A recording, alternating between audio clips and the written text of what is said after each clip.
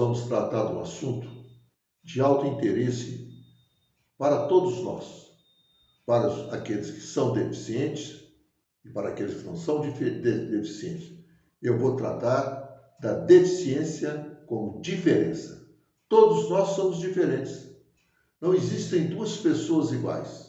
São Paulo nos prega na carta a Coríntios que uns são magros, outros são gordos, outros são baixos, outros são altos, alguns até coxos, mas todos nós somos iguais. E assim também somos nós cidadãos. No Brasil nós temos 25 milhões de pessoas que de um modo ou de outro apresentam alguma mutilação no corpo, alguma diferença corpórea e, erroneamente, a legislação brasileira preferiu escolher um termo que eu acho altamente ofensivo, deficiente, ainda que tenha uma palavra complementando, deficiente físico, mas o povo no cotidiano já não nos olha mais como deficiente físico, mas sim como os deficientes. É um preconceito. E o que é preconceito? Preconceito é aquele cidadão que antes de ter um conceito da pessoa, de conhecê-la na sua intimidade, na sua capacidade e no seu ser, já antes disso, ele tem um preconcebido, um conceito daquele cidadão. Ele é incapaz, ele é um coitado. Não somos coitados, não somos incapazes. Todos nós somos deficientes, todos nós somos capazes. Todos nós temos capacidade da autossuficiência. Todos nós temos direitos, porque isso está inscrito na Constituição e também na Carta Magna das Nações Unidas, que todos nós temos direitos, todos nós somos iguais. Então, hoje nós estamos aqui caminhando para que o mundo que está evoluindo, está crescendo, também adote em relação a esses cidadãos que são considerados deficientes, isto é, incapazes, passam a ter também a sua capacidade reconhecida, ser um ser útil a toda a nação. Recentemente, o mundo estremeceu quando um policial nos Estados Unidos matou um cidadão de cor negra, George Floyd. O mundo cresceu, porque não se podia conceber que alguém fizesse aquilo, matasse um cidadão por preconceito racial. Mais recentemente, o mundo caminhou também para reconhecer os direitos para acabar com a homofobia. Todos nós somos iguais.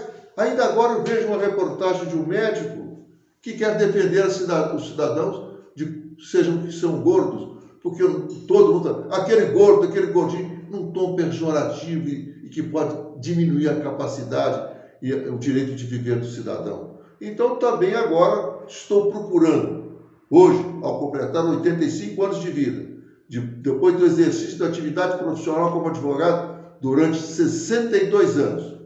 62 anos em que eu pude mostrar aos meus concidadãos mineiros que eu sou capaz, que eu tenho capacidade, que eu posso ser. E que a sociedade mineira me recebeu, apesar de não ter as mãos, não ter os braços, uma perna atrofiada. Sou um cidadão normal, em que pese que alguns às vezes até não o reconheçam, mas eu sou um cidadão normal. Eu quero que os outros cidadãos, 25 milhões de brasileiros, que são marginalizados, apesar de ter uma legislação hoje que eu retrógrada, que eu não aceito como ela pode ser, que é o Estatuto do Deficiente, porque ele não é observado, ele não é reconhecido.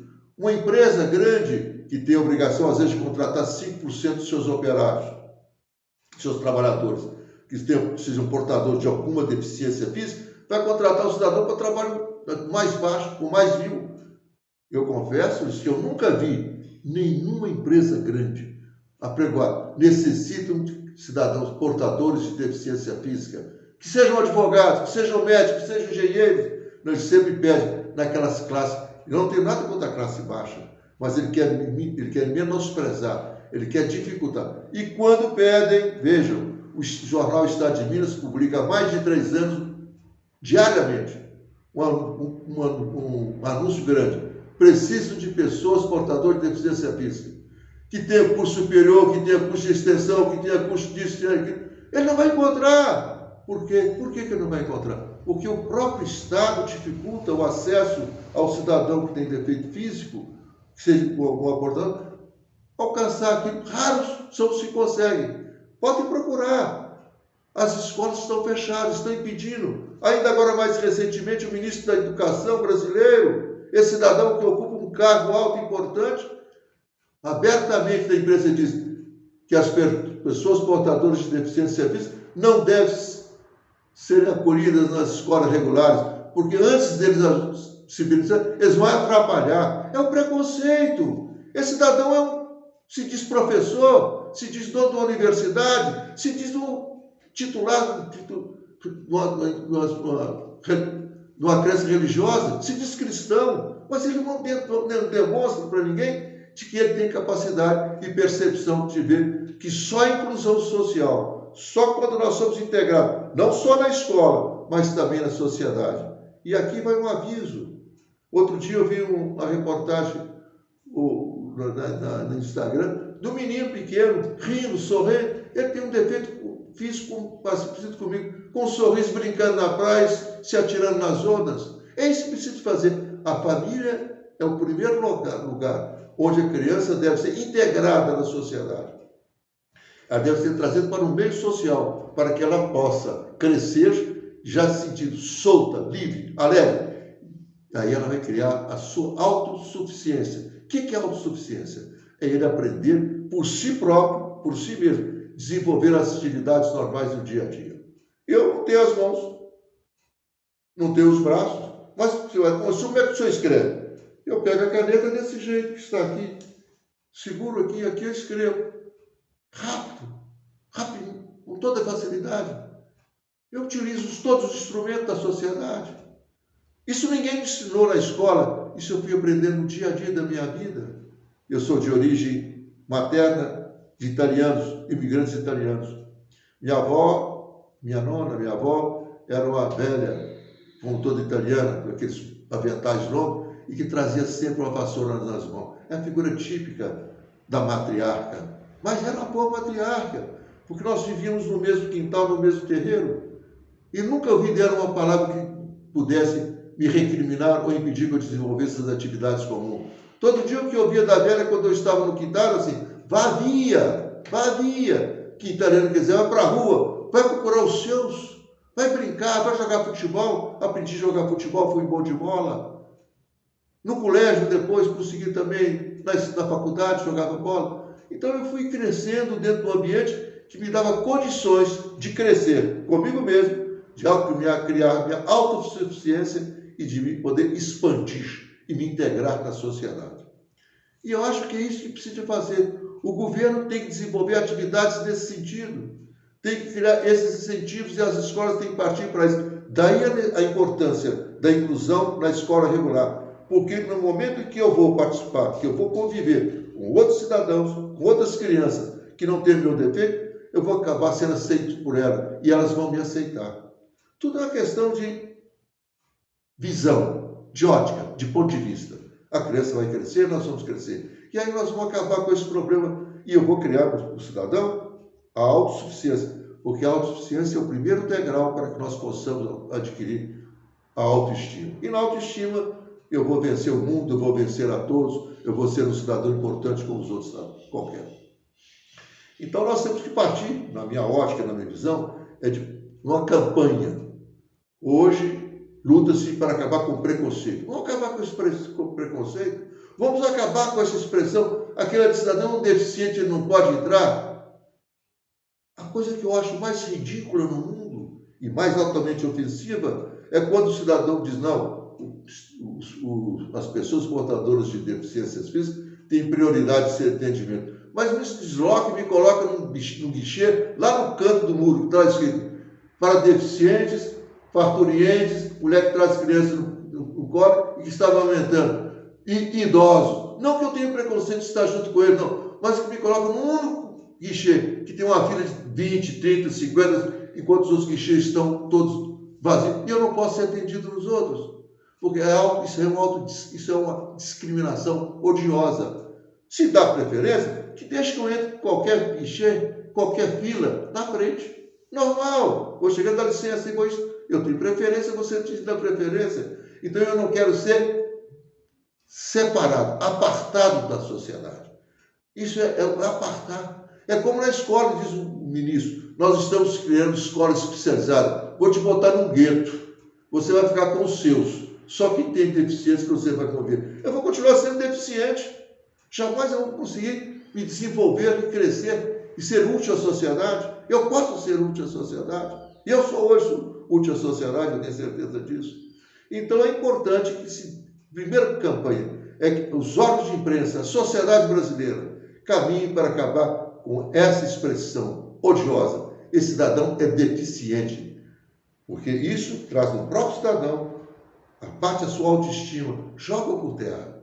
E aqui eu estou esperando que a sociedade brasileira, que os órgãos de imprensa, abracem essa minha luta. Eu estou, como eu disse, eu tenho 85 anos. Sou advogado há 62 anos.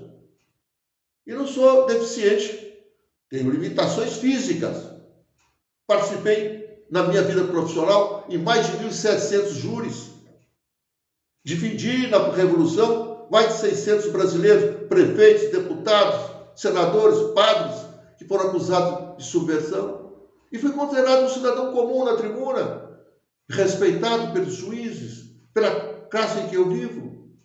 Então eu acho que os outros têm o direito também, do mesmo direito que eu tive, de ter um lugar ao sol, de crescer, de poder ser útil, de servir à sociedade. Como disse o grande teórico Frei Beto, que deficiente é a sociedade, em belíssimo artigo que lançou no Jornal de Minas Gerais, quando ele tratou desse problema, que nós, os portadores de alguma mutilação, os que são coxos, que são cegos, os que não têm uso da fala, os que não fizeram, não são deficientes, eles são eficientes, basta que eles sejam aproveitados. A sociedade é que os joga pelos cantos e escanteia.